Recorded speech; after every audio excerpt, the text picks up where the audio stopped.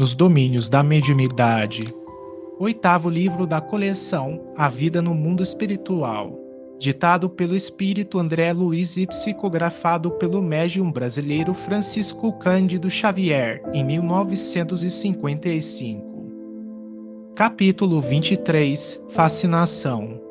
Levantara-se a dama de esquisita maneira e, rodopiando sobre os calcanhares, qual se o motor lhe acionasse os nervos, caiu em convulsões, inspirando piedade. Jazia sob o império de impassíveis entidades da sombra, sofrendo, contudo, mais fortemente a atuação de uma delas que, ao enlaçá-la, parecia interessada em aniquilar-lhe a existência. A infortunada senhora, quase que uivando, à semelhança de loba ferida, gritava a debater-se no piso da sala sob o olhar consternado de Raul, que exorava a bondade divina em silêncio. Colhendo pelo chão, adquiria animalesco aspecto, não obstante sob a guarda generosa de sentinelas da casa. Alus e o irmão Clementino, usando avançados recursos magnéticos, interferiram no deplorável duelo, constrangendo o obsessor a desvencilhar-se, de certo modo, da enferma que continuou, ainda assim, dominada por ele a estreita distância. Após reerguer a doente, auxiliando-a a sentar-se rente ao marido, nosso instrutor deu-se pressa em explicar-nos. É um problema complexo de fascinação. Nossa irmã permanece controlada por terrível hipnotizador desencarnado, assistido por vários companheiros que se deixaram vencer pelas teias da vingança. No ímpeto de ódio com que se lança sobre a infeliz, propõe-se humilhá-la, utilizando-se da sugestão. Não fosse o concurso fraternal que veio recolher neste santuário de prece, em transes como este seria vítima integral da licantropia deformante. Muitos espíritos, pervertidos no crime, abusam dos poderes da inteligência, fazendo pesar tigrina crueldade sobre quantos ainda sintonizam com eles pelos débitos do passado. A semelhantes vampiros devemos muitos quadros dolorosos da patologia mental nos manicômios, em que numerosos pacientes, sob intensiva ação hipnótica, imitam costumes, posições e atitudes de animais diversos.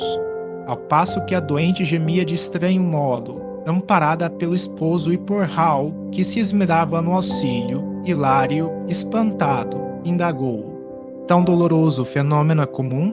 Muito generalizado nos processos expiatórios em que os espíritos acompliciados na delinquência descambam para a esfera vibratória dos brutos, esclareceu nosso orientador, coadjuvando em benefício da enferma, cujo cérebro prosseguia governado pelo insensível perseguidor como brinquedo em mãos de criança.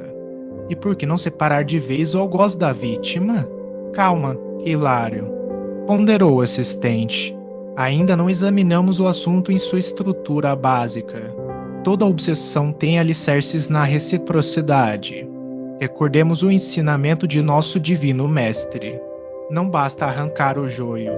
É preciso saber até que ponto a raiz dele se entranha no solo com a raiz do trigo, para que não venhamos a esmagar um e outro. Não há dor sem razão. Atendamos, assim, à lei da cooperação, sem o propósito de nos anteciparmos à justiça divina.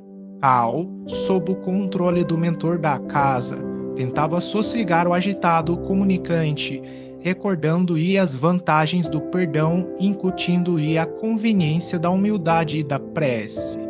Aflito, como não querendo perder o fio da lição, meu colega abeirou-se de nosso orientador e alegou: todavia, para colaborar em favor desses irmãos em desespero, será suficiente o concurso verbalista? Não lhes estendemos simplesmente palavras, mas acima de tudo nosso sentimento. Toda frase articulada com amor é uma projeção de nós mesmos. Portanto, se é incontestável a nossa impossibilidade de oferecer-lhes a libertação prematura, estamos doando em favor deles a nossa boa vontade, através do Verbo nascido de nossos corações, igualmente necessitados de plena redenção com o Cristo.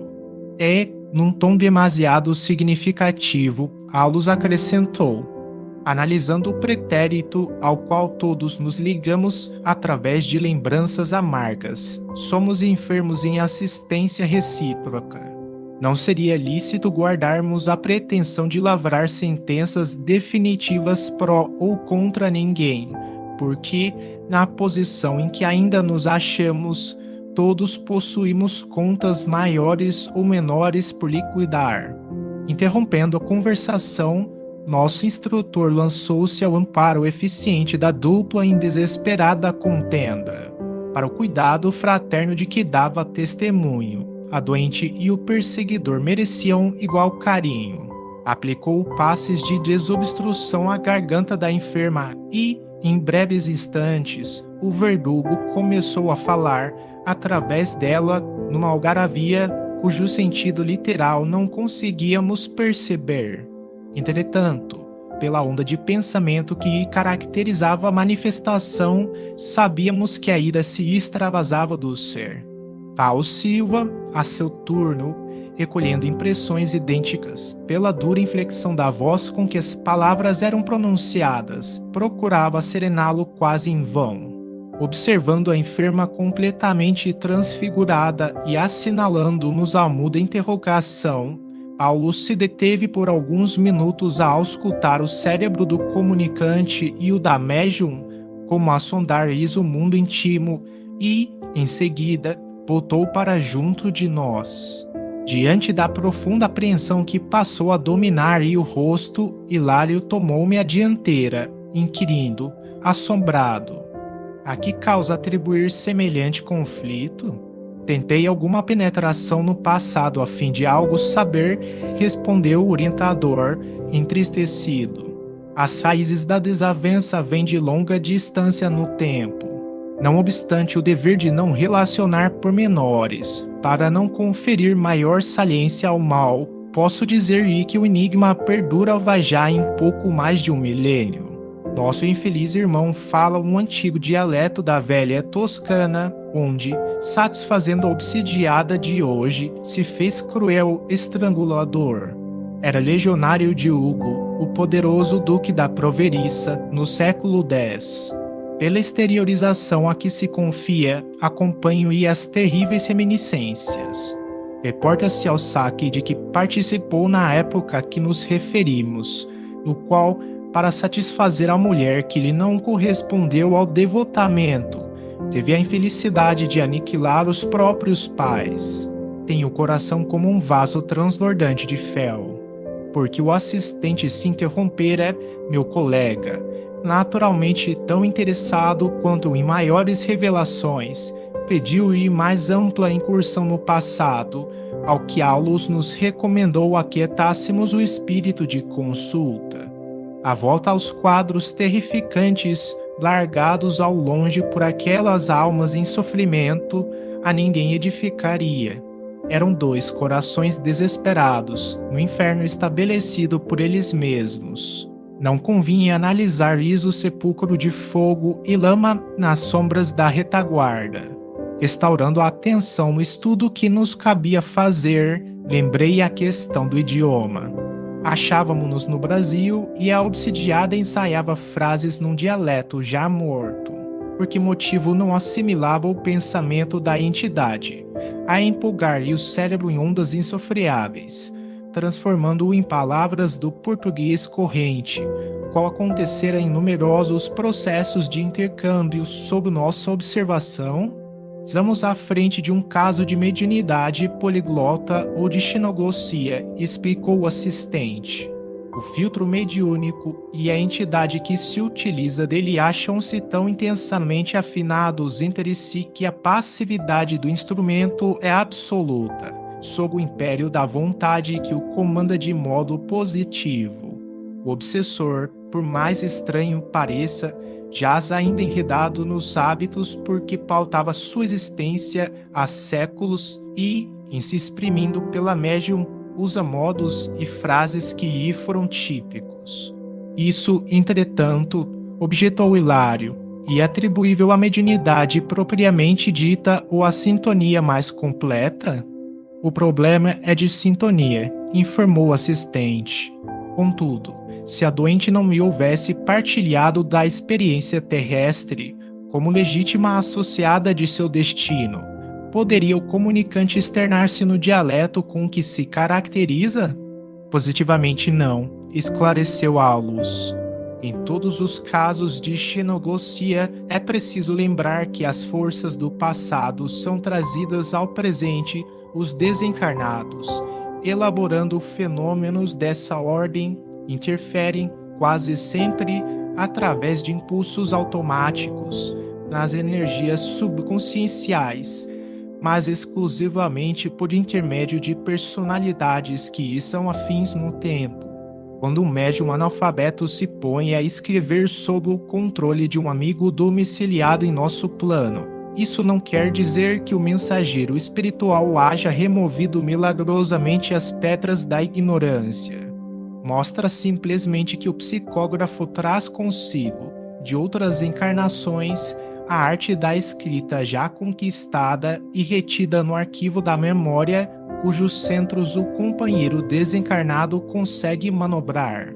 Hilário fez o gesto indagador do aprendiz e insistiu. Podemos concluir, então, que se a enferma fosse apenas médium, sem o pretérito de que dá testemunho, a entidade não se exprimiria por ela numa expressão cultural diferente da que é própria. Sim, sem dúvida alguma, aprovou o instrutor. Em mediunidade há também o problema da sintonia no tempo. É, de olhar vago, acentuou. O fato sob nossas vistas pode ser, de certo modo, comparado às correntes d'água. Cada qual tem o seu nível.